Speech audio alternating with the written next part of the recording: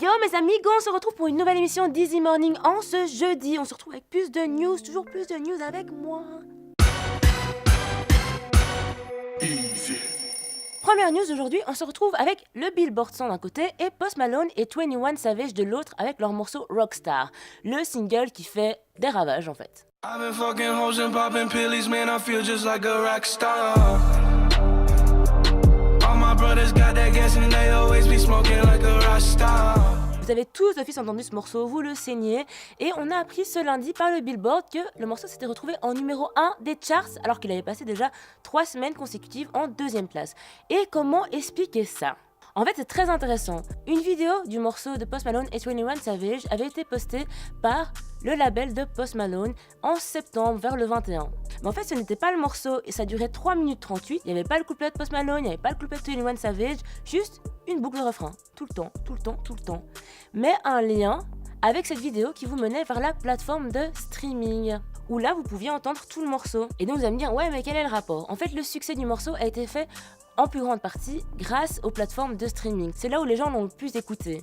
Il y a eu environ 51,3 millions de streams et presque 1 million de streams par jour de ce morceau. Vous vous rendez compte ? Et comment le morceau est arrivé donc en première place du Billboard ? Eh bien, c'est grâce à une stratégie marketing qui m'a genre choquée. Genre, quand tu dis c'est trop intelligent, t'es là genre c'est trop intelligent, genre tu te bats genre la Inception, tu vois. En fait, la version en streaming était numéro 1 du classement des sons streamés déjà. Donc ils ont gagné déjà je sais pas combien de places de classement, tu vois, genre ils avaient déjà fait leur succès, c'était déjà bon.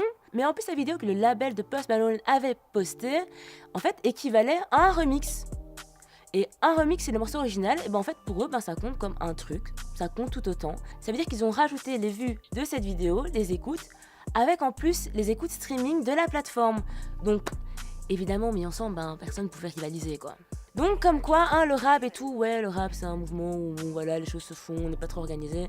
Et les gars, donc il y a des gens qui considèrent ça comme un espèce de hacking parce qu'ils comprennent pas trop, ils disent ouais mais non mais il y a ce truc de remix c'est machin, mais non, c'est juste une stratégie marketing super intelligente et les gars sont trop dans le futur, c'est comme ça que ça fonctionne maintenant. Hein, les gens ils sont risés comme des renards ou pas? Easy.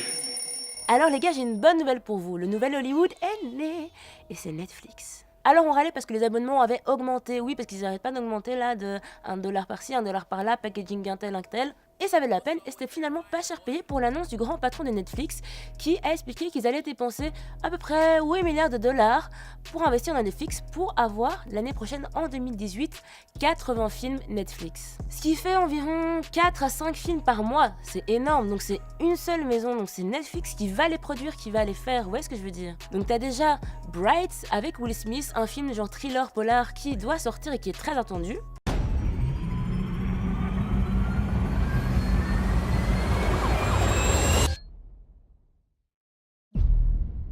Il y a encore une petite fée dans la mangeoire. Bonjour, monsieur le policier. Une vie de fée ne vaut pas grand-chose aujourd'hui. Ouais, bien joué. Zigouillez là comme un vrai flic de Los Angeles sait le faire. Oh, continuez à faire vos trucs de gangster. J'essaie juste de vendre ma baraque.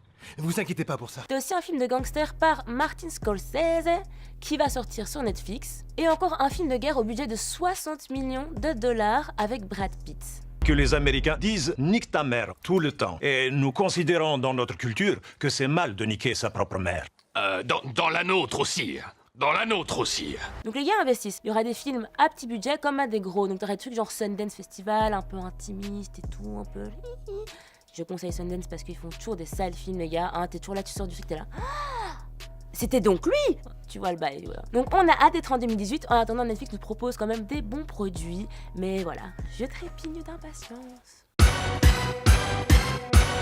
Easy.